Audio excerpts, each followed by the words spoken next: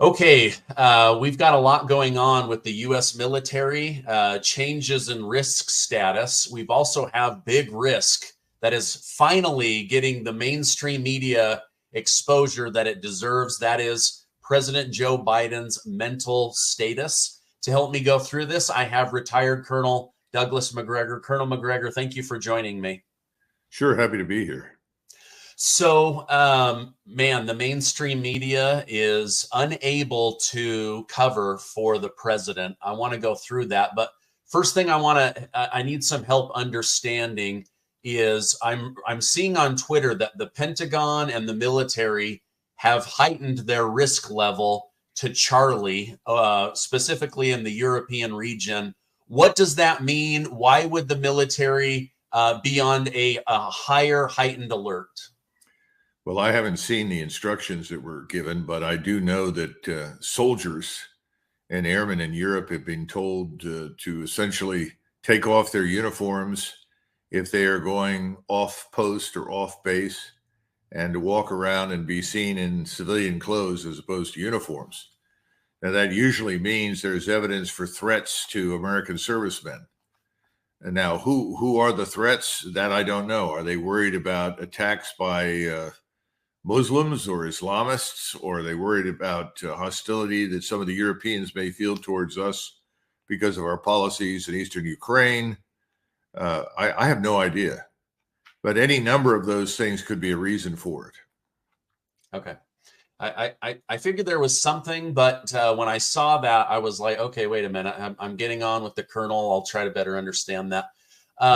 You and I have openly talked about Biden's dementia, the fact that he's not mentally well. Now the whole world knows it. Even Jake Tapper of CNN is telling his audience that he had no idea Biden was struggling so much with his mental health. I don't know if that's a lie or if Jill Biden has really kept him so well sequestered that many people in Washington, D.C. and the media simply didn't know. Either way, Biden is now being thrown under the bus or out into the spotlight. What are your thoughts on this whole situation? Well, obviously, Jake Tapper has been given permission by his masters to state the obvious. I think that's what's happened. There's nothing new for you and me. What was interesting was how blatant it was during the debate.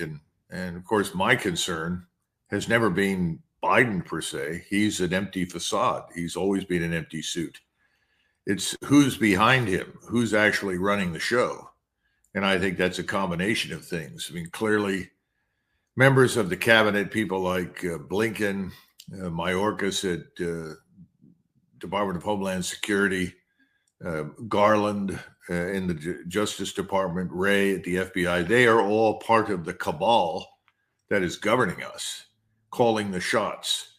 But behind them are a number of other people. You know, we don't normally mention them. I don't, but they're unelected either bureaucrats or representatives of billionaire oligarchs, all of whom are trying to drive us in a particular direction in foreign and domestic policy. They've been running the show for a long time. And the problem that people have is that they focus so much on the president, they think, well, if we use the 25th Amendment, we can remove Biden. Okay, what difference is that going to make? The answer is none. What we need is a new government. You know, what this government has weaponized mass migration into the United States against the American people. This government has sponsored people in the Justice Department who are happy to see Americans under assault and under attack in cities and towns across the country by criminals that are being released onto the streets. This is a government that is effectively waging war on everyone and anyone who is like you and I and who believes in anything like Christianity or professes to. And that's the simple truth of the matter. I don't think you need to be too much more complex than that. This government is blatantly nihilistic, atheistic, and seems to think that the greatest threat to this country is, quote unquote, white supremacy.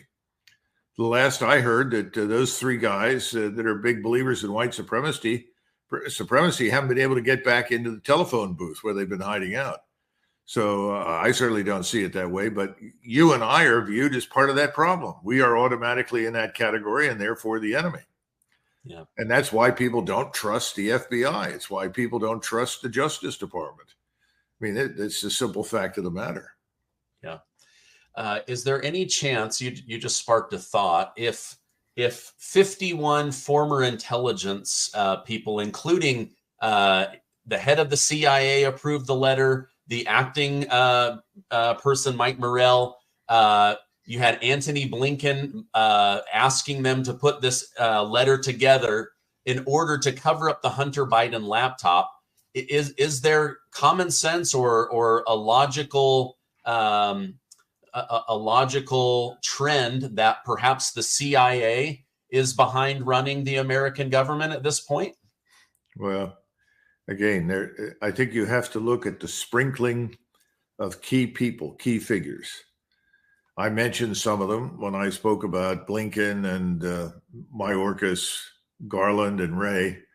You have to go through the whole federal bureaucracy and the government and identify the individuals that all share those views. You know, they're the people that would like Justice Kagan, as an example, to be in charge of the Supreme Court and legislating from the bench. These people are all birds of a feather, and they all share the same particular outlook. And that outlook puts them into the camp of hating people like us and wanting to destroy us. I think Americans have figured this out. And I think they've decided that they don't like it. So if you can rid the government of Biden, that's not terribly helpful because he's not making the critical decisions anyway. So that's why I talked about hold elections early. Now, the only problem is holding elections early could be done, but the Congress has to vote for it. Well, what is the Congress likely to do? Well, the Congress is bought and paid for. As I say repeatedly, and many have for years, we have the best government money can buy. Why are we waging war in Ukraine? Why are we continuing to ship money and weapon systems over there when that war was lost almost at the very beginning and never had a chance to win anyway? And it was a disastrous decision on our part. Well, why are we now underwriting anything that Mr. Netanyahu wants to undertake in the Middle East?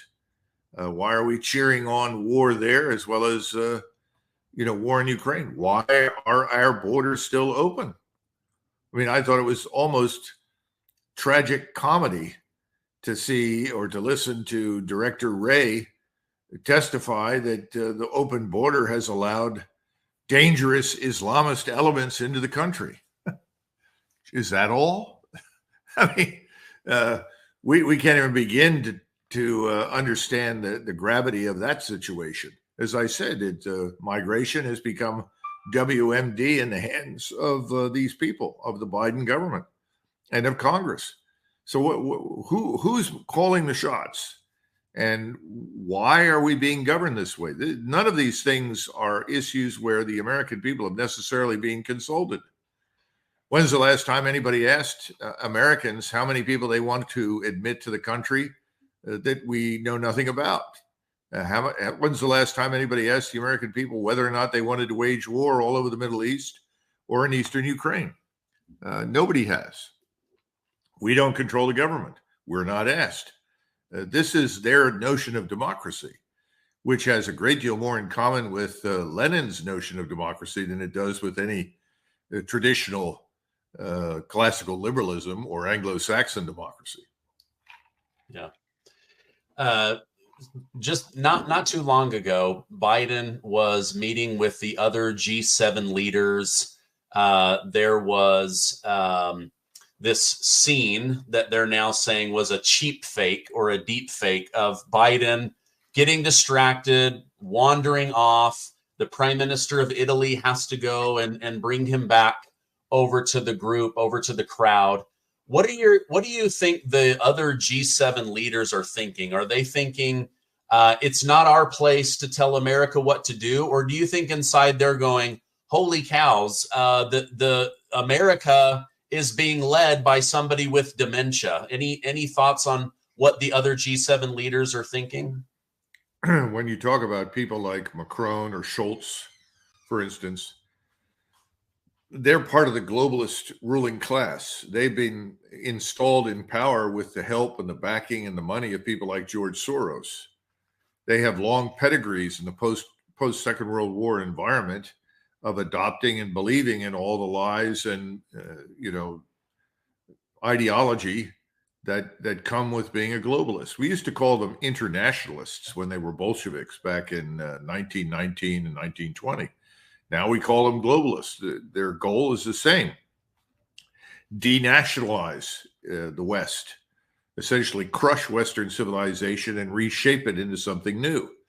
Convert all of us to an amorphous mass of people who are sedated consumers, but have no notion of who and what we are without any national identity. Believe that people are fungible commodities that can be exploited and utilized any way that is necessary for the greater good. Who determines the greater good? Excuse me, the ruling class determines the greater good. What we used to call the dictatorship of the proletariat, the vanguard of the revolution. Who are they? Well, that was Lenin and the Bolsheviks. We're being treated to the same sort of outcome by a new group that sees itself in the same light. Yeah. One thing that I wanted to get your thoughts on is the president's own sister, Valerie Biden, is now coming forward, and she is accusing Jill Biden of elder abuse, saying, listen, your own pride and ego, your desire to be famous, to be wined and dined and important is getting in the way of America's safety. My brother is not mentally well. He is not fit to run the country.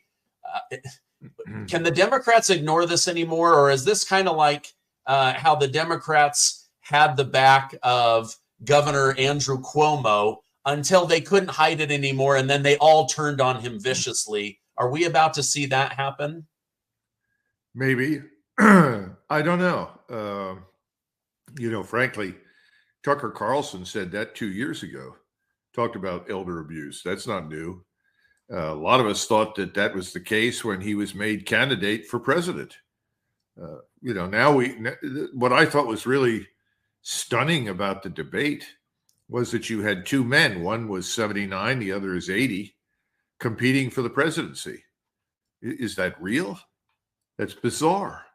That makes no sense. Is our bench that weak? And I guess it is. I mean, as you look across the people on the Hill at the individuals sitting in the Senate and the House, how many of them would you readily impute presidential abilities to?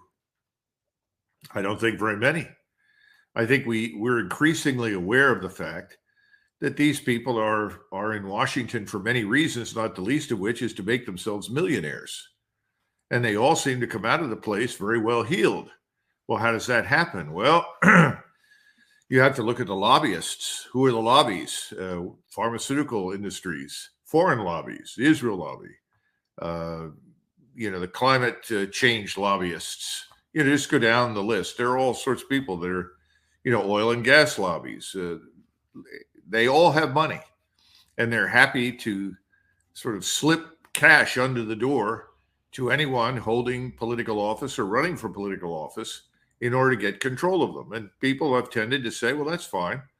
There was a gentleman named Buck, I can't remember his first name, who was a congressman from Colorado, came from Westminster, Colorado, outside of Denver. He wrote a book called The Swamp is Deeper Than You Think. And he finally retired and left Congress after a couple of terms because he said you couldn't survive there unless you willingly became part of the corruption machine. Because you, as soon as you arrived, were told that you have to pay X number of dollars on a routine basis to the Republican National Committee, the Democratic National Committee, whichever one you want to choose. And they said, well, I don't have money like that. Where am I going to get it? My constituents can't raise that kind of money. And they'd say, well, that's why you have the lobbyists go out of the back door here and Go down to K Street. There are lots of lobbyists there. They have the money. Get the money you need, and then you give it to us. This has been going on for a while. This is not new. And so we have a government right now that is largely disconnected from reality. Washington is a bubble because the people that live in it are no longer really tied to the American people. Oh, they'll throw a bone occasionally in the direction of somebody who's a constituent. They'll stand up there and say, I brought these benefits, for drug pricing to you, or I brought you a new manufacturing job in a plant that's owned by one of the big five defense corporations, things like that. But in reality, they could care less about the people that they represent. And they will tell you, voters don't win elections, donors do. And they know that if they don't do what the donor wants, the donor will support their adversary, their opponent, and unseat them either in the primary, or in the general election. So their attitude is it's either I get into this game and I do what I have to do to stay here, or somebody else will do it. And then over time, it becomes very profitable. They learn how to manipulate this thing. Look at all the insider trading. You could probably indict 80% of the members of the House and the Senate for insider trading at some point. I mean, this information is available to them, and they take advantage of it. And who's prosecuting them? We'd have special prosecutors all over the place, busy until hell freezes over, if we started to dig into what all of these people are up to. So that's why when I said hold elections, the point is, let's start over, because what we've got is too rotten to the core to fix. Whereas everybody talks about reform, you can only reform so much. You end up tinkering on the margins in most cases because everybody says, well, it's too difficult to fix things.